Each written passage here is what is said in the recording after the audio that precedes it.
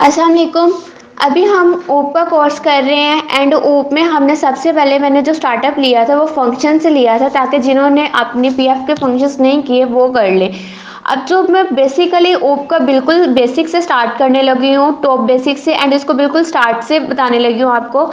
आज का जो हमारे टॉपिक है वो है क्लास एंड ऑब्जेक्ट। जब भी हम क्लास की बात करेंगे तो वो ऑब्जेक्ट के साथ आएगा, मतलब जब भी क्लास की बात करेंगे तो हम ऑब्जेक्ट की भी बात करेंगे, क्योंकि क्लास क्या है, क्लास हमारे पास है नंबर ऑफ ऑब्जेक्ट्स या फिर collection of object with same data type. अब ये दोनों डेफिनेशंस बोल सकते हो। Number of objects is called class, या फिर आप ये भी बोल सकते हो collection of objects is called class. अब ये तो बात होगी क्लास किसको बोलते हैं, ये तो बात की हमने क्लास की। अगर हम ऑब्जेक्ट की बात करें तो वो तमाम चीज़ें जो स्पेस ऑक्यूपाई करती हैं या फंक्शनैलिटी परफॉर्म करती हैं या जिनकी प्रॉपर्टीज होंगी वो सब हमारे पास क्या होंगे, ऑब्जेक्ट होंगे। All those things that occupy space and have function और प्रॉपर्टीज और फंक्शंस एक ही होते हैं, जिनके फंक्शंस होते हैं वही उनकी प्रॉपर्टीज होती हैं। इस called class, called object, sorry class नहीं आएगा, ऑब्जेक्ट आएगा, ऑब्जेक्ट। ओके, ये बात तो हो गई, ये हमारी बात होगी क्लास एंड ऑब्जेक्ट की, कि all those thing that occupy space and have function और प्रॉपर्टीज इज कॉल्ड ऑब्जेक्ट। और क्लास क्या होगी, number of object is called class. अब इसकी मैं आपके सामने अगर लाइव एग्जांपल बात करूं तो आप सबसे पहले क्लास की बात की तो आप अपना क्लासरूम ले लें या स्कूल का कोई क्लासरूम ले लें, तो उसमें आपके पास स्टूडेंट्स होंगे, डिफरेंट स्टूडेंट्स होंगे, कईयों में 50 होंगे, कईयों में 100 होंगे, एंड कई की क्लास में 70 स्टूडेंट्स होंगे। अब वो स्टूडेंट्स पे क्या है, वो फंक्शनैलिटी तो कर रहे हैं, मतलब काम कर रहे हैं, स्पेस ऑक्यूपाई कर रहे हैं, उनकी प्रॉपर्टीज है। उनकी अब प्रॉपर्टीज क्या होगा, हर क्लास का एक अटेंडेंस रजिस्टर होता है। अटेंडेंस रजिस्टर पर आपके पास 3 बेसिक थिंग्स होती हैं। सबसे पहले उसके बाद आपके पास स्टूडेंट्स का रोल नंबर होता है, ठीक है, देन उनका नेम होता है। थर्ड आप बोल लें कि उनकी अटेंडेंस की डिटेल होती है या फिर उनके मार्क्स लगा लें। मार्क्स होते हैं कि किस स्टूडेंट ने कितने मार्क्स ऑब्टेन किए। ये 3 ऐसी बेसिक प्रॉपर्टीज हैं जो हर एक स्टूडेंट की होती हैं। बाकी हर एक स्टूडेंट जो काम कर रहा है वो उसका लेवल या फिर उसका आईक्यू लेवल क्या है, वो सब अलग प्रॉपर्टीज है, लेकिन ये 3 बेसिक ऐसी चीजें हैं जो आपको हर स्टूडेंट की रखनी होती हैं। ये उसकी प्रॉपर्टीज हो गई या उसकी फंक्शनैलिटी हो गई। ये बात हो गई, ये एक लाइव एग्जांपल होगी क्लास एंड ऑब्जेक्ट की। अगर हम बात करें कि मैं तब से क्लास एंड ऑब्जेक्ट की बात कर रही हूँ, तो हमारा ओप के अंदर क्लास एंड ऑब्जेक्ट का क्या कंसेप्ट है।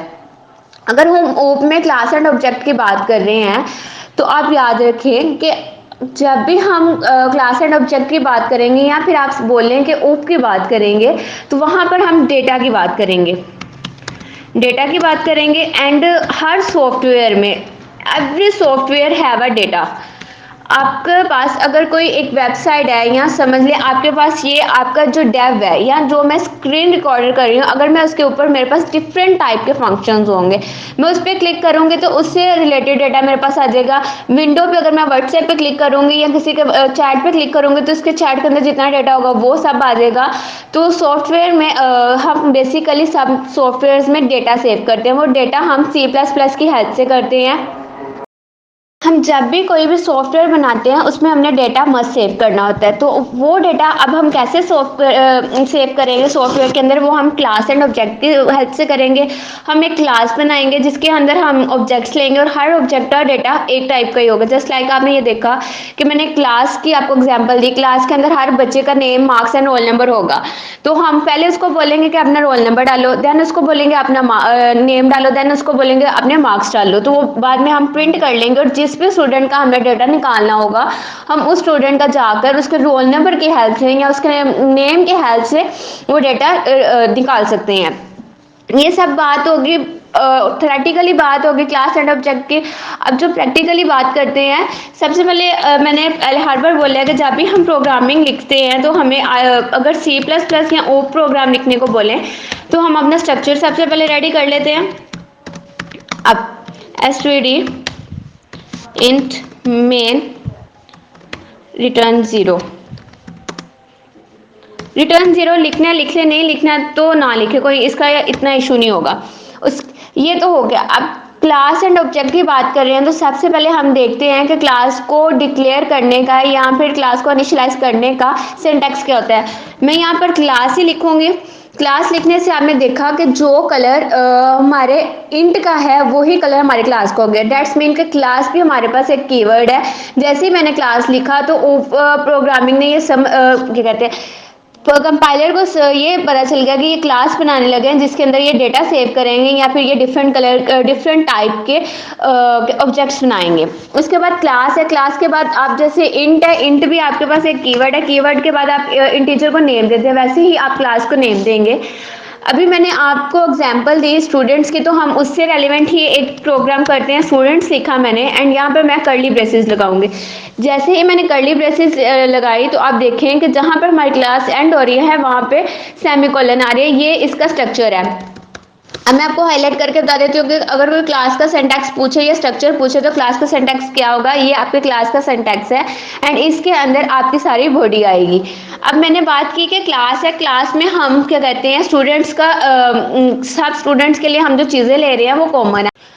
ओके, यहाँ पर हम सबसे पहले स्टूडेंट्स के क्या लेंगे, उनसे उनका नेम पूछेंगे कि आप हमें अपना नेम बताएं।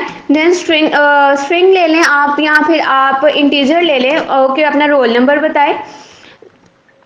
इनकेस आप मेरी तरह ही अपने डेटा मेंबर्स के नेम रखते हैं तो आप यहाँ पर रोल नंबर के आगे स्लैश नहीं लगाएंगे। अगर आप स्लैश लगाएंगे तो ये समझेगा कि ये दो इंटीजर है जिनको हम माइनस कर रहे हैं। हम यहाँ पर हाइफन यूज करेंगे। मैंने भी यहाँ पे हाइफन यूज किया तो आप भी यहाँ पर हाइफन यूज करके देन हम स्टूडेंट से उनके मार्क्स लेंगे। अब ये सब बातें होगी कि ये डेटा मेंबर्स है, जो ये वो प्रॉपर्टीज है जो हर एक स्टूडेंट की मुझे लेनी है। मैंने आपको पहले फंक्शंस करवाए, अब आपको पता चलेगा कि फंक्शंस क्यों मैंने करवाए और ये इसकी क्या इंपॉर्टेंस है। अब जितने भी आपने फंक्शंस लेने हैं वो आपने क्लास के अंदर लेने हैं। इनकेस आपने क्लास से बाहर लेने हैं तो आपने फंक्शंस क्लास के अंदर डिक्लेयर करने हैं। पहले आप फंक्शंस कहाँ पर डिक्लेयर करते थे, यहाँ पर, लेकिन अब आपने क्लास के अंदर डिक्लेयर करने हैं। इनकेस आपने फंक्शन नीचे लिखने हैं या फिर क्लास से बाहर लिखना है, लेकिन अगर ज़्यादा बेटर यही है कि आप क्लास के अंदर ही अपना फंक्शन लिखें। अब ये काम हम क्यों करें, क्योंकि हर एक क्लास का अपना स्पेसिफिक फंक्शन होगा।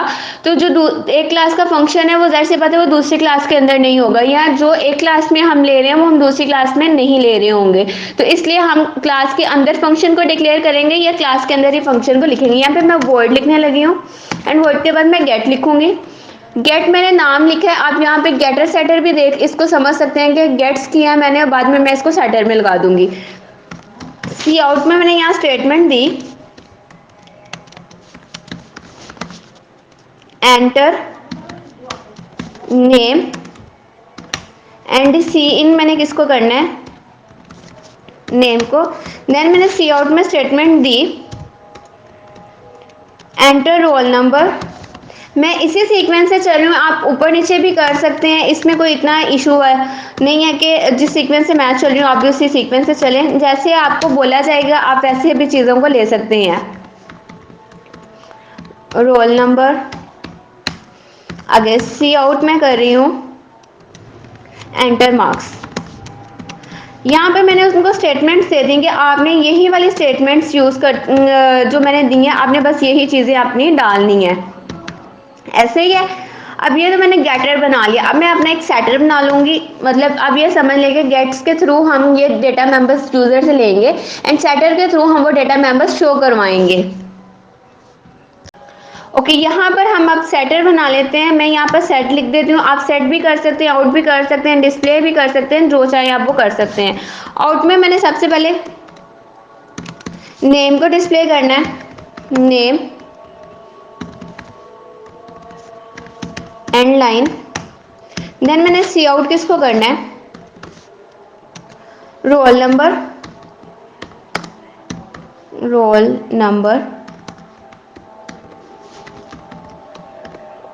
कि यहाँ पे फिर मैं एंड लाइन करूँगी। फिर सी आउट मैंने किसको करना है, मार्क्स,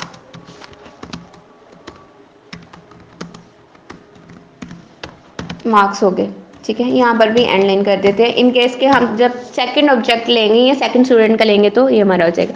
अब ये देखिए, आप ये देखिए ये सारे फंक्शंस, दो फंक्शंस मैंने बनाए हैं क्लास के अंदर के। हर स्टूडेंट क्या करेगा, सबसे पहले वो अपना नाम डालेगा, फिर वो अपना रोल नंबर डालेगा, फिर वो मार्क्स डालेगा, एंड हर स्टूडेंट का यही डेटा हमें शो होगा या फिर हम यही डेटा लेंगे।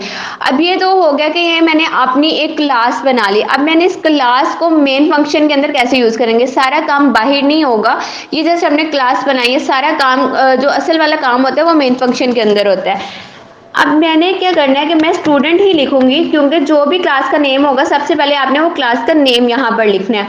मेरी क्लास का नेम स्टूडेंट्स था, आप ये देखिए मेरी क्लास का नेम स्टूडेंट्स था, तो यहाँ पर मैंने स्टूडेंट्स लिखा। स्टूडेंट्स मैंने इसलिए लिखा कि अगर फर्ज कर ले मैंने ये क्लास बनाई है स्टूडेंट्स के लिए, अगली क्लास में बनाती कि साइकोलॉजी के स्टूडेंट्स, तो यहाँ पर मैं फिर क्लास का नेम लिखती साइकोलॉजी के स्टूडेंट, एंड देन मैं उसके ऑब्जेक्ट लेती ताकि हमारा कंपाइलर समझता कि जो पहली क्लास है वो स्टूडेंट्स की है और इन्होंने उसके लिए ऑब्जेक्ट लिए हैं। अब जब मैं नेक्स्ट क्लास बनाऊंगी तो वो कंपाइलर समझेगा ये अब दूसरी क्लास है और अब इसके आगे जितने ऑब्जेक्ट्स लेने हैं वो दूसरी क्लास के लिए। अब मैंने स्टूडेंट्स लिखा और स्टूडेंट के लिए मैंने ऑब्जेक्ट लेने हैं, मतलब कि हमारा जो ऑब्जेक्ट है वो हमारे पास कितने स्टूडेंट्स हैं वो उतने ही हमारे पास ऑब्जेक्ट होंगे। फिलहाल के लिए मेरे पास 2 स्टूडेंट है तो यहाँ पर मैं 2 ऑब्जेक्ट बनाऊंगी। अब वो कैसे बनाएंगे, अब यहाँ पे कोई भी ऑब्जेक्ट का नेम दे सकते हो, मतलब आप ओबीजे भी दे सकते हो, ओबीजे भी दे सकते हो या फिर XYZ भी दे सकते हो, मतलब कोई भी नेम दे सकते हो आप ऑब्जेक्ट को। मैंने स्टूडेंट लिखा तो मैंने अपने कंफर्ट के लिए मैंने S1 लिख दिया कि S1 stand for student 1। Then मैंने स्टूडेंट 2 लिखा। इसी तरह आप यहाँ पर स्टूडेंट 3, स्टूडेंट 4, स्टूडेंट 5 तक के ऑब्जेक्ट्स ले सकते हो। यहाँ फिर क्या कहते हैं सेमीकोलन लगा लेंगे विच रिप्रेजेंट टू टर्मिनेटर, कि यहाँ पे हमारी ये वाली स्टेटमेंट खत्म हो गई है, यहाँ पे हमारी ये वाली स्टेटमेंट टर्मिनेट हो गई है। अब यहाँ पर हमने सबसे पहले अपनी क्लास को डिक्लेयर कर लिया, ऑब्जेक्ट्स बना लिए। अब मैं यहाँ पर हमारा ये फंक्शंस किस तरह काम करेंगे, जो मैंने क्लास बनाई है मैं उसमें से डेटा कैसे लूँगी वो देखें। सबसे पहले मैं यहाँ पर असेस स्पेसिफायर लगाऊंगी। फिलहाल के लिए मैं यहाँ पर जस्ट लिख कर दिखा रही हूँ, नेक्स्ट वीडियो में मैं इस पर प्रॉपर एक वीडियो बना दूंगी ताकि आपको पता चले। यहाँ पे फिलहाल के लिए मैंने पब्लिक लिखा है, जिसका मतलब है कि मेरा सारा डेटा कोई भी देख सकता है, यहाँ पे रिट्राइव कर सकता है। अब यहाँ पे आप देखिएगा मैं S1 लिख के डॉट लगाऊंगी। अब यहाँ पर जो मैंने फर्स्ट फंक्शन लिया था वो गेट का लिया था, यहाँ पर गेट लिखूंगी ताकि जो पहला स्टूडेंट है वो अपनी इन्फॉर्मेशन डाले। फिर मैं S2 डॉट लिखूंगी गेट, तो जो दूसरा स्टूडेंट है वो अब अपनी इन्फॉर्मेशन डाले। अब मैं लिखूंगी S3 डॉट गेट कि अब जो तीसरा स्टूडेंट है वो अपनी इन्फॉर्मेशन डाले। एंड यहाँ पर लिखूंगी कि सबसे पहले स्टूडेंट की इन्फॉर्मेशन मुझे नजर आए। अब ये मैं फंक्शंस कॉल कर रही हूँ। पहले फंक्शन मैंने S1 के लिए कौन सा फंक्शन लिया है, गेट का फंक्शन लिया है कि जो पहला स्टूडेंट है वो अपने फंक्शन क्या कहते हैं इन्फॉर्मेशन डाले। अब इन्फॉर्मेशन कैसे डालेगा, क्योंकि मैंने अपने फंक्शन का नाम गेट रखा था और इसके अंदर मैंने ये इन्फॉर्मेशन लेनी है। स्टूडेंट आएगा और वो देखेगा कि मेरी बारी है तो मैं अपनी इन्फॉर्मेशन डालूँ। अब S2 है, मतलब सेकंड स्टूडेंट आएगा वो देखेगा कि ये वाली इन्फॉर्मेशन है, अब मेरी बारी है मैं ये अपनी इन्फॉर्मेशन। थर्ड स्टूडेंट आएगा वो देखेगा अब मेरी बारी और मैं अपनी इन्फॉर्मेशन डालूं। अब मैंने बारी बारी सबको दिखाना है कि उसने क्या क्या इन्फॉर्मेशन डाली है वो, उसके लिए मैंने सेट लिखा कॉलन। एंड यहाँ पर S2 बिल्कुल फंक्शन आपने जब भी कॉल करनी है आपने ऑब्जेक्ट की हेल्प से करनी है, ना कि क्लास की हेल्प से, क्योंकि फंक्शन हम क्या कहते हैं फंक्शंस या प्रॉपर्टीज हमारी किस पर काम करेंगी, ऑब्जेक्ट पे काम करेंगी। तो इसलिए हम यहाँ पर फंक्शंस किसके थ्रू या किसके लिए यूज करेंगे या किसके थ्रू कॉल कर रहे हैं वो हम ऑब्जेक्ट के थ्रू कॉल कर रहे हैं।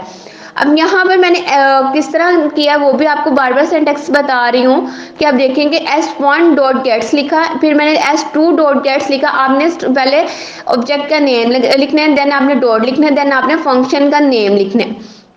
अब यहाँ पर मैं लिखूंगी S2 सेट एंड यहाँ पर सेमीकोलन, यहाँ पर आप लिखूंगी S3 डॉट सेट एंड यहाँ पर सेमीकोलन। अब मैं F11 कर लूंगी। अब यहाँ पर हमने कोई मिस्टेक कर दी है, सबसे पहले हम ऊपर जाके अपना देख लेते हैं स्टूडेंट्स के नाम की स्पेलिंग ठीक है, STUDENTS स्टूडेंट्स ठीक है। यहाँ पर भी ठीक है। तो अब मिस्टेक्स कहाँ पर होगी वो देख लेते हैं दोबारा से। F11 ओ यहाँ पर कॉमा नहीं डाला। जब भी आपने ऑब्जेक्ट्स लेने हैं या फिर आप वेरिएबल्स लेते थे तो आप कॉमा डालते थे, तो यहाँ पर मैंने कॉमा नहीं लगाया, इस वजह से ये एरर दे रहा है। अब हमारा ये कंपाइलर थोड़ी देर में रन होकर आ जाता है। ये ले, अब हमारा कंपाइलर आ गया। इसको मैं थोड़ा जूम इन कर देती हूँ। अब मैंने एंटर नेम, अब फर्स्ट स्टूडेंट आया है, उसने देखा कि लिखे एंटर नेम, उसने अपना नेम डाल दिया ईशा। अब सेकंड ने अपना रोल नंबर डालना है। वो सर से पहले फर्स्ट स्टूडेंट आया तो उसका रोल नंबर क्या होगा 1, एंड उसने मार्क्स डालने हैं। हम 300 के तक मार्क्स लेंगे, 301। अब सेकंड स्टूडेंट आया, उसने अपने मार्क्स डालने हैं, सॉरी अपना नेम डालना है। अब उसने अपना रोल नंबर, जैसी बात है उसका रोल नंबर अब 2 होगा, एंड उसके मार्क्स हम कर लेते हैं 309। अब थर्ड स्टूडेंट आया, उसने अपने मार्क्स डालने हैं, मार्क्स नहीं डालने, नेम डालना है। मेरे नज़र बार बार मार्क्स पे जा रही तो मेरे मुंह से भी ऑटोमेटिकली मार्क्स निकले। अब उसका रोल नंबर क्या होगा 3, एंड उसके मार्क्स कर लेते हैं 299। अब ये देखिएगा, अब ये सारा तो मैंने इन्फॉर्मेशन डाली। अब ये देखें आप, आई होप सो ये आपको सारी क्लियर नज़र आ रही होगी। ये सारे मार्क्स, अब वो देखें उसने ये सारे मार्क्स आपके पास से डिस्प्ले कर दिए हैं। पहले ये सेकंड तक चले गया। इसको मैं थोड़ा सा शॉर्ट करके आपको ऊपर से दिखा देती हूँ। ये आप देख लें, थोड़ा सा नीचे भी कर लेते हैं हम। ओके, अब यहाँ पर आप देखें, यहाँ से मैं आपको दिखा देती हूँ। कंपाइलर ही तंग कर रहा है।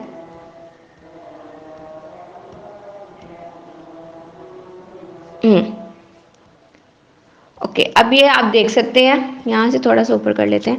देखिए पहले स्टूडेंट का नेम क्या है, उसने अपना नेम डाला ईशा, उसका रोल नंबर आया, मार्क्स आए निशा, रोल नंबर आया। मतलब आप देखें कि ये वो डेटा जो हमें चाहिए, मतलब जो कॉलेज को या फिर क्लास के टीचर को जो डेटा चाहिए वो ये डेटा। आप इसको कॉलम के फॉर्म में भी ले सकते हैं, आप इसको ऐसे भी ले सकते हैं। आप कॉलम, अगर आपने कॉलम के फॉर्म में लेना है तो आप किस तरह डेटा लेंगे, यहाँ पर आप एक स्केप सीक्वेंस देंगे /t का। जहाँ पे मैं एंड लिख रही हूँ वहाँ पे आपने स्केप सीक्वेंस किसका देना है /t का। इससे जो आपका जो डेटा है वो सेम लाइन में चलेगा लेकिन 4 स्पेसेस के साथ। तो अब जब मैं F11 करूँगी, अब देखिएगा, अब सारा टेबल हमने जिस तरह पहले फिल आउट किया, अब मैं सेम टेबल वैसे ही फिल आउट करूँगी। First student is Isha, its roll number 1 and its marks is 302। Second one is Nisha, its roll number is 2 and उसके मार्क्स हमने लिखे थे 309। And the third student is Aisha, उसका रोल नंबर, उसके मार्क्स हमने उसका रोल नंबर 3 एंड उसके मार्क्स थे हमारे पास 229।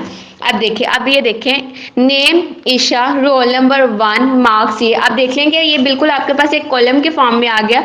या आप ये समझ, ये आपके को मैं थोड़ा सा जूम इन करके दिखा देती हूँ। ये बिल्कुल इस तरह भी आप डेटा सेव कर सकते हो। ये आपके पास एक एक्सेल शीट हो गई, या फिर आप किसी भी कोई भी आपने सॉफ्टवेयर बनाया, आप उस पर बिल्कुल इसी तरह सेव कर सकते हो। ये बात होगी कि क्लास एंड ऑब्जेक्ट किस तरह काम करते हैं। अब मैंने आपको बोला था कि मैं आपको स्पेसिफायर के बारे में बता दूंगी, कहाँ पे मैंने पब्लिक यूज़ किया है एंड कहाँ पर मैंने क्या कहते हैं प्राइवेट यूज़ किया है।